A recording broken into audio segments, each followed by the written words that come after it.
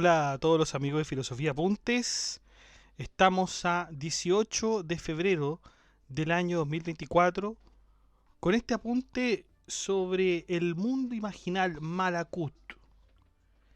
Es este mundo del cual ya algunos filósofos nos han hablado. Es el mundo, de alguna manera, que solo es posible acceder mediante la imaginación.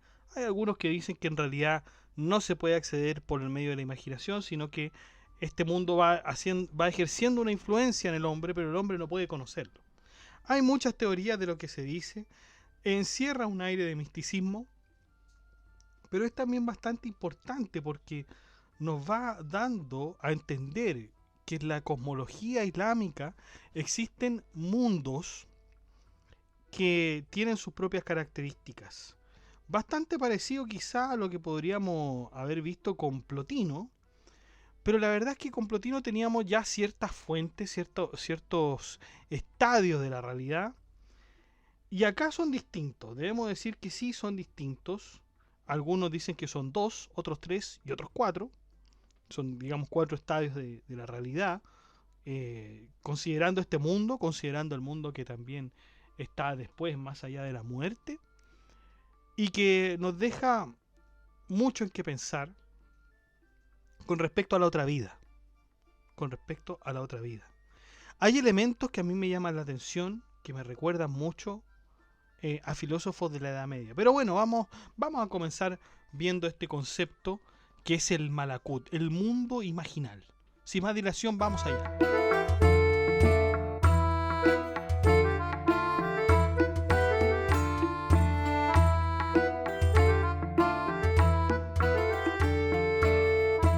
Malakut, entonces, el mundo imaginal. El concepto que veremos ahora es utilizado por ciertos filósofos musulmanes a la hora de hablar de un mundo intermedio. La cuestión principal es que este no es un término sacado fruto de alguna especulación filosófica, porque el Corán lo nombra a propósito del Creador en el Corán 13:15, el reino del cielo y de la tierra, y de lo que hay entre ellos. De lo que hay entre ellos. O sea, hay un mundo, parece ser, más allá del cielo y la tierra. Y para identificar este mundo tendremos que hacer una comparación entre otros dos mundos adyacentes. En primer lugar, tenemos un reino que se llama Mulk. Así, de hecho, así está traducido. Al-Mulk quiere decir el reino, la soberanía, puede ser también, y que se encuentra en el capítulo 67, es decir, es la Sura 67 del Corán. ¿Mm? Y es considerado como aquel reino que representa el plano físico y que puede ser percibido por los cinco sentidos. Por lo tanto, nosotros podríamos decir, en términos quizás neoplatónicos, de hecho, que este es el mundo sensible, básicamente.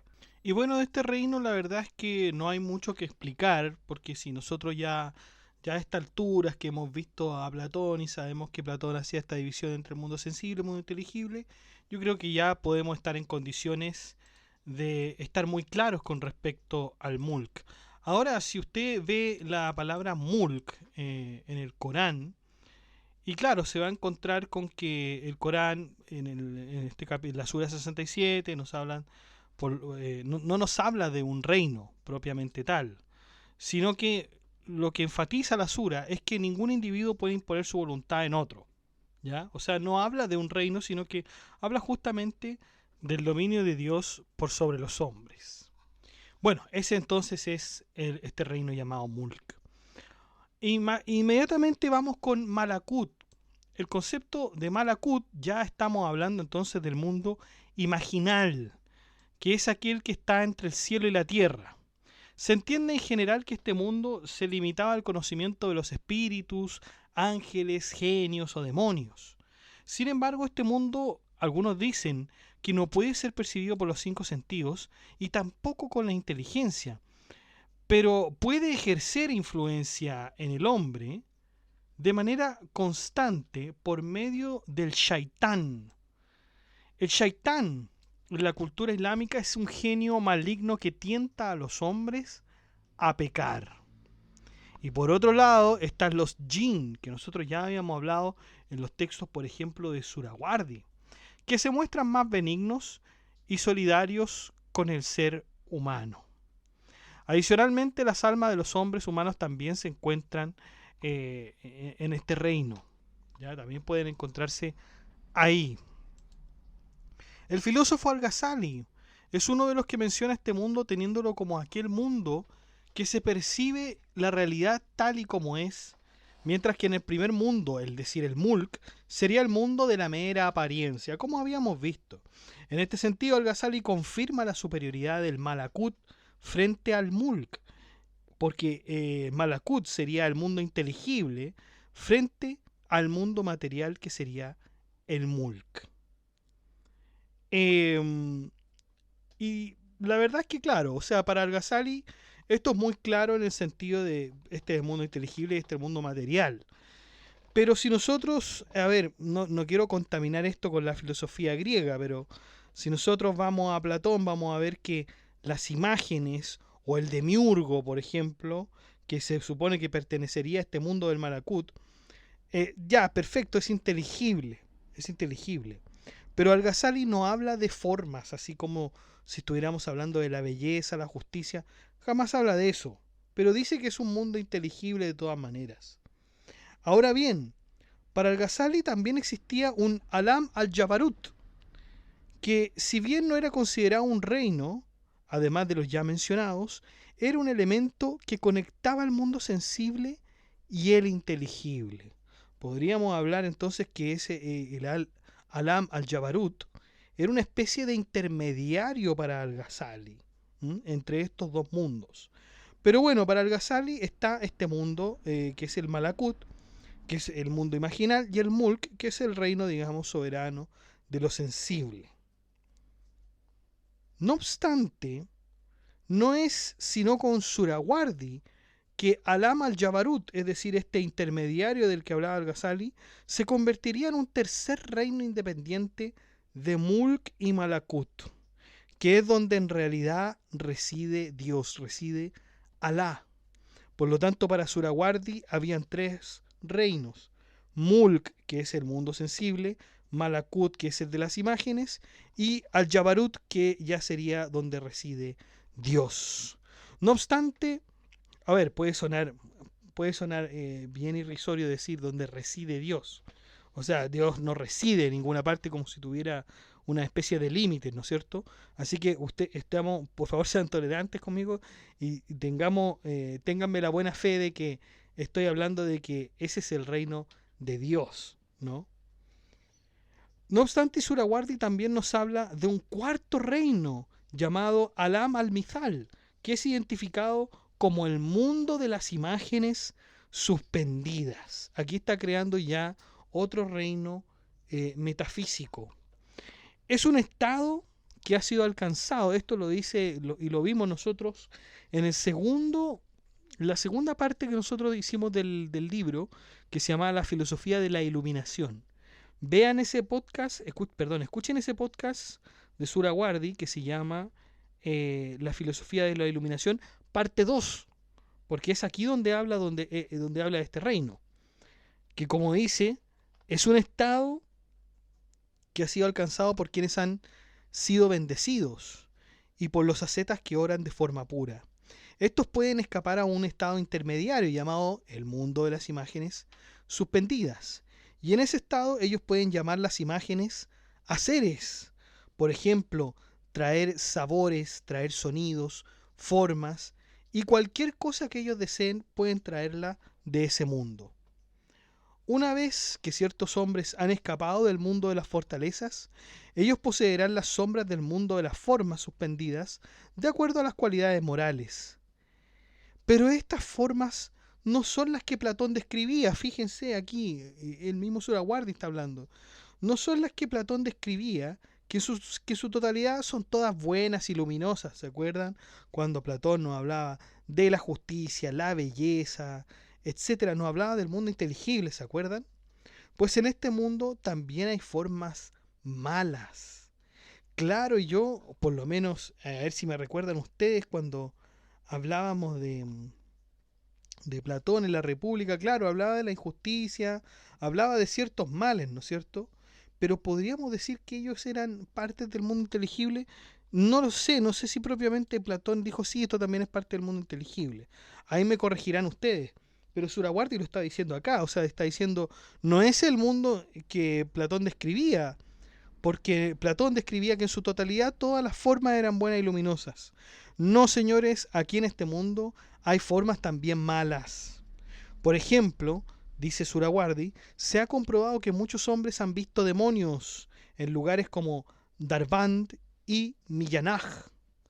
El mismo Surawardi dice que ha experimentado estas formas alguna vez. ¿Y a qué formas se refiere Surawardi en este respecto? No lo sabemos, pero imagino que son figuras como aquí en la cultura latinoamericana se han visto, y gente de hecho ha visto duendes o perros con tamaños improbables, etcétera. De hecho, el mismo Surawardi en esa parte dice, bueno, esto se ha comprobado porque mucha gente se ha reunido y el testimonio es muy similar, entonces no hay duda de que hayan visto estos demonios.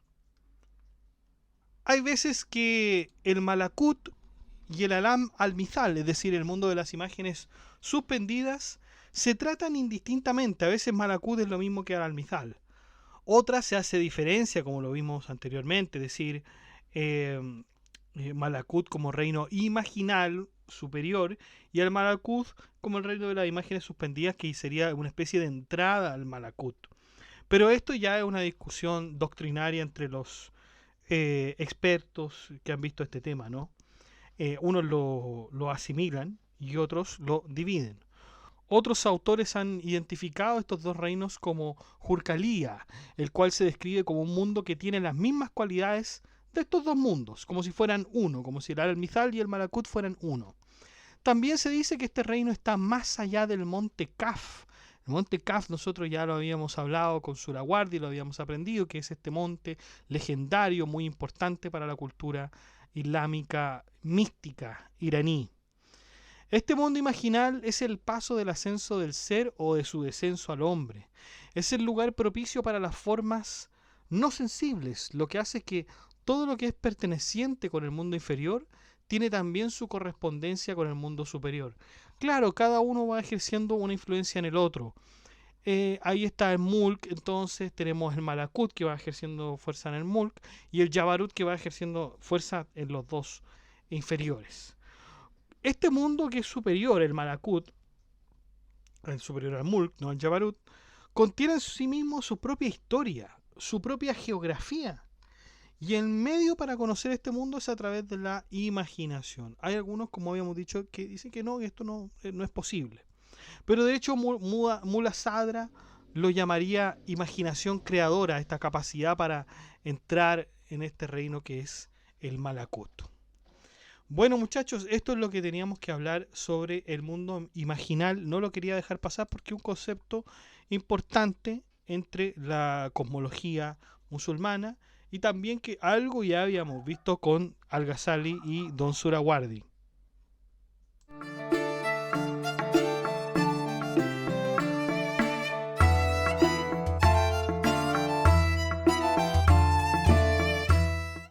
Bueno, chicos, eso ha sido todo. Muchas gracias por escuchar este podcast. Si le ha gustado, dé like, comente, comparta, suscríbase, acceda al blog que está en la descripción del video, haga soporte en PayPal o en Patreon. Saludamos a nuestros mecenas romanos que son Abstract Panicker y Ricardo, que colaboran con este proyecto de Filosofía Apuntes mensualmente. Un abrazo, chicos. Un gusto que estén acá.